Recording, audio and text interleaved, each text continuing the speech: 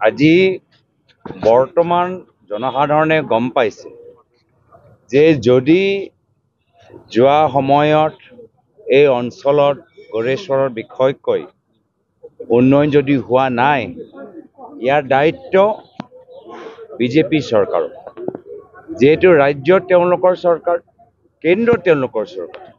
কিমান ফাণ্ড আহে, কিমান ফাণ্ডলৈ কেলেংকাৰী হৈছে নাই হোৱা, কেনেদৰে পইচাবোৰ খৰচ হৈছে নে নাই হোৱা, ইয়াত গোটেই ইয়াৰ দায়িত্ব বিজেপি চৰকাৰ।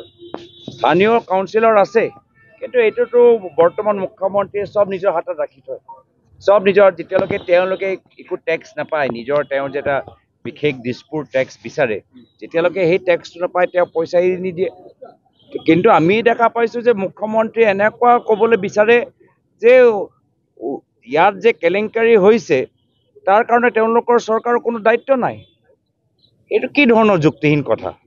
কেন্দ্ৰত তেওঁলোকৰ চৰকাৰ, অমিত শ্বাহ ডাঙৰীয়া চব চাই আছে, ৰাজ্যত তেওঁলোকৰ চৰকাৰ, মুখ্যমন্ত্ৰী নিজে আছে, আকৌ যদি কেলেংকাৰী হৈছে তেওঁৰ দায়িত্ব নহয়।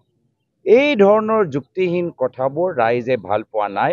ৰাইজে গম পাই গৈছে যে কেলেংকাৰী যদি হৈছে, ইয়াৰ লাভ বিজেপিও লৈছে, স্থানীয় UPPL চৰকাৰো লৈছে, আৰু সেইকাৰণে ৰাইজে এইবাৰ পৰিৱৰ্তন বিচাৰে। যি ধৰণৰ উন্নয়ন আগৰ তৰুণ গগৈদেৱৰ দিনত হৈছিল, এই ধৰণৰ পৰিস্থিতি পৰিৱেশ আকৌ কংগ্ৰেছৰ ফালৰ পৰা আশা কৰে। পুনৰবাৰ কৈছোঁ যে আজি তাৰিখত আমাৰ কৰ্মীখিনি ইমান আৱেগিক হৈছে যে সদায় আমি মিত্ৰতা সম্পৰ্কত দলৰ নিজৰ বলিদান তেওঁলোকে চাবলৈ হৈছে। তো আমাৰ কৰ্মীসকল আমাৰ ওপৰত যথেষ্ট জোৰ দিছে যে এইবাৰ একদম 100% আমি আগবাঢ়ি যাব লাগে। আমি কৰ্মীখিনিৰ লগত আলোচনা কৰি আছোঁ যে আমি আপ্ৰাণ চেষ্টা কৰিম, সংগঠনটো আমি থিয় কৰিম। আমাৰ বিধায়কসকল আজি আহিছে, যিদৰে আজি আমাৰ বিধায়কসকল যোৱা এমাহৰ ভিতৰত যিমান কষ্ট কৰিছে, আজিও আপোনালোকে দেখিছে 3গৰাকী বিধায়ক, আমাৰ ৰেকিবুদ্দিন আহমেদ ডাঙৰীয়া, দিগন্ত বৰ্মন ডাঙৰীয়া, নন্দিতা দাস ডাঙৰীয়ানী, প্ৰাক্তন বিধায়ক আমাৰ উপসভাপতি প্ৰাণেশ্বৰ বসুমতাৰী ডাঙৰীয়া, যিদৰে গোটেই দলটো ইয়াত নামি পৰিছে। মই ভাবোঁ যে BTRত আমি এটা নতুন চেপ্টাৰ, এটা নতুন ইতিহাস সৃষ্টি কৰিবলৈ গৈ আছোঁ।